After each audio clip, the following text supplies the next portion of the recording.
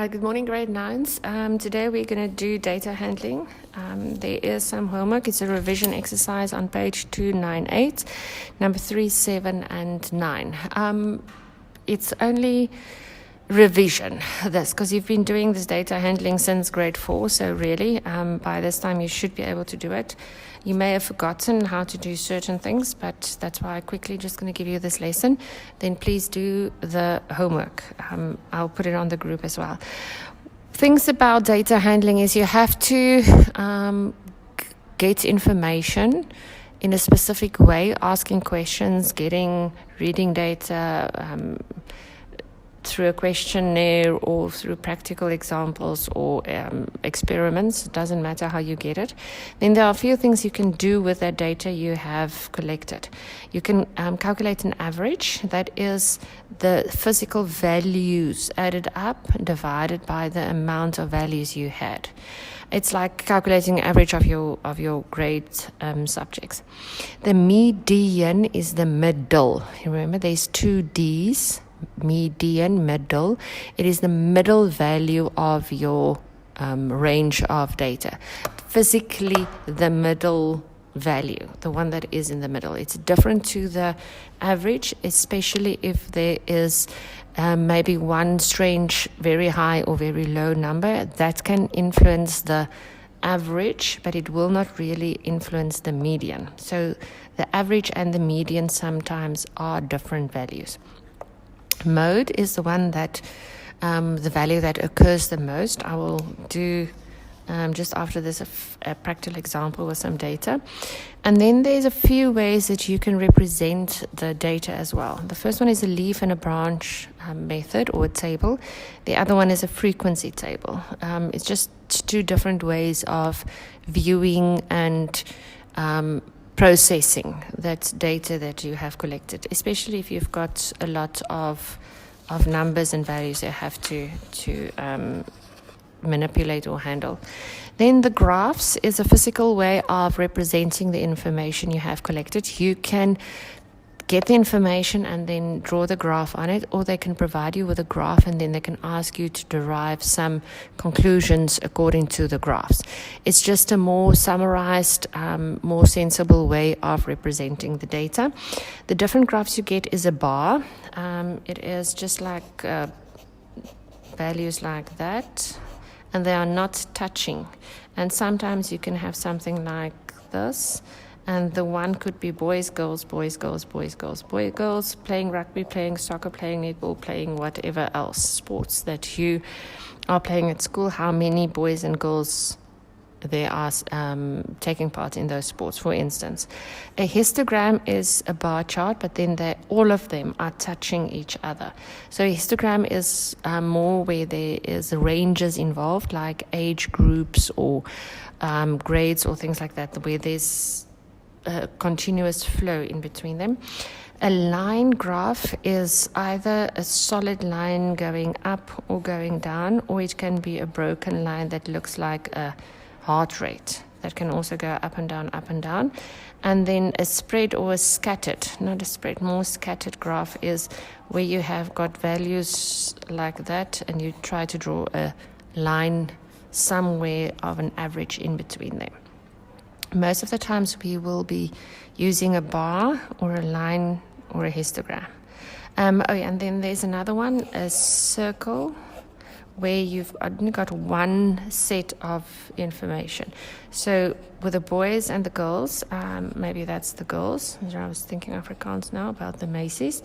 The girls representing all the different sports, and then there will be another one representing the boys, representing or playing each of the sports in school. You cannot represent more than one set of information on a circle or a sphere graph, circle graph, that you will be using the bar graph then on. So the type of information you have to represent will determine what type of graph you are going to use. If we can look at the example of the set of data we may have. I've just written a few numbers down here. There are 13 numbers in that list. whatever they are representing.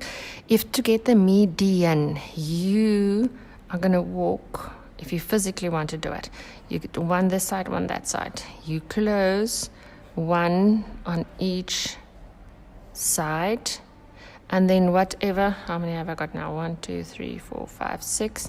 This side I've got 1, 2, 3, 4, 5, 6. There we go. 12 is the median. So there are 6 values to this side of the 12, and there are 6 values to that side of the 12. So the 12 is my median. But when you are calculating the average, you're going to add up all those values together and divide it with 13, and then you get the average. If you have got 14 values, maybe 12 and 13 were the median, then you would get the average between 12 and 13, and that would be 12 and a half. If that was my median, if it was 14, the average between 10 and 12 would be 11. So if you have got not one value that is in the middle or your median, but 2 other values, if you've got an even amount of numbers, it will happen then you get the average of the 2 middle values, whomever they are. All right, then the leaf and the branch method. You can represent or write down all the values according to the tens and ones or hundreds.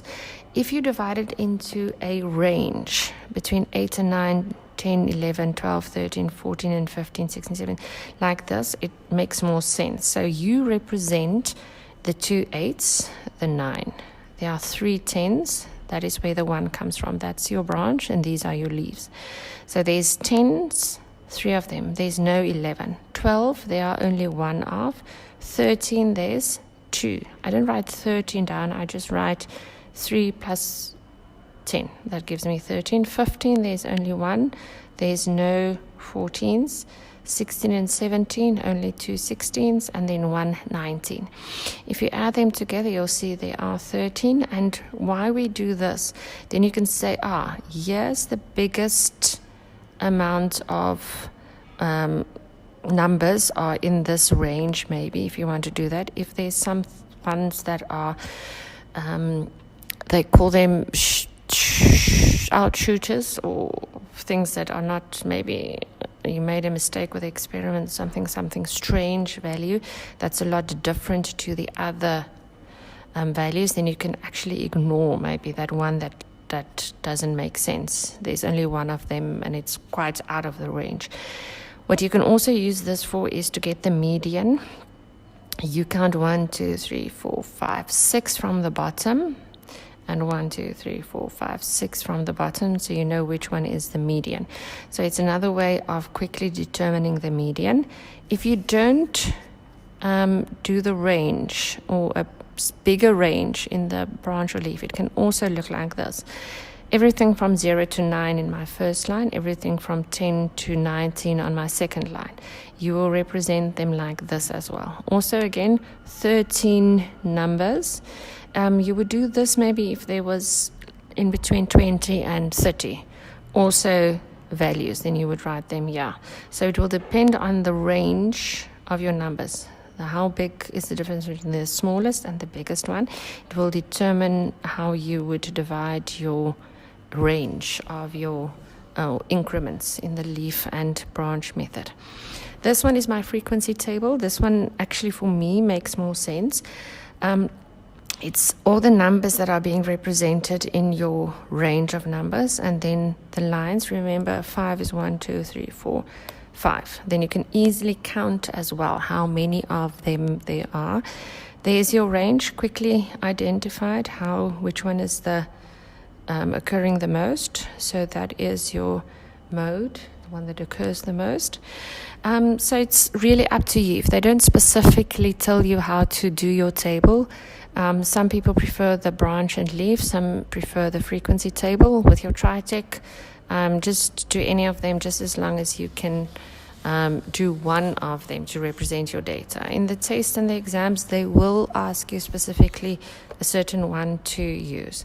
Now for this set of data, I've shown you 2 different graphs here. The first one is the line where I've made the dots of how many times each of them occur. And you would have gotten a line that goes up and down like a heartbeat. If you would use a histogram, they're touching, so this is a histogram, just the lines and the bars, you can say that is next to each other. That will represent also how many each of the numbers do occur in your given original set of data. Here you can also quickly see which one is the highest. That is number 10. So 10 is the one that occurs the most. How many times does it occur? 3 times. So a graph is more of a nice and neat way to represent your information you started with.